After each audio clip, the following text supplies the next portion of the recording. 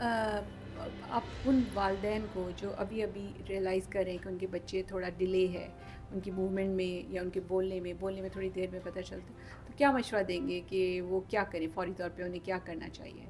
रवैया? सबसे बेसिक चीज़ कि जब भी हमारे पास बच्चे आते हैं तो हुँ, मोस्ट ऑफ़ द टाइम जो उनका इनिशियल पीरियड होता है वो गुज़र चुका होता है हुँ, इंटरवेंशन का।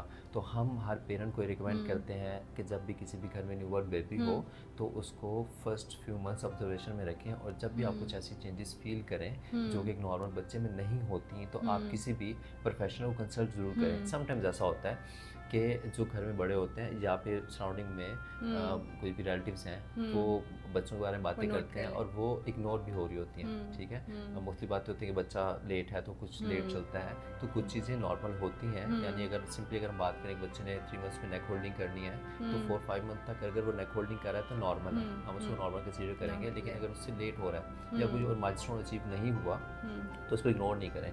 जितना जल्दी डायग्नोसिस होगा उतना हुँ, बेहतर इंटरवेंशन होगा और बच्चा अपनी नॉर्मल लाइफ की तरफ उतना अच्छा आ सकता है। बहाली हो जाएगी। एग्जैक्टली।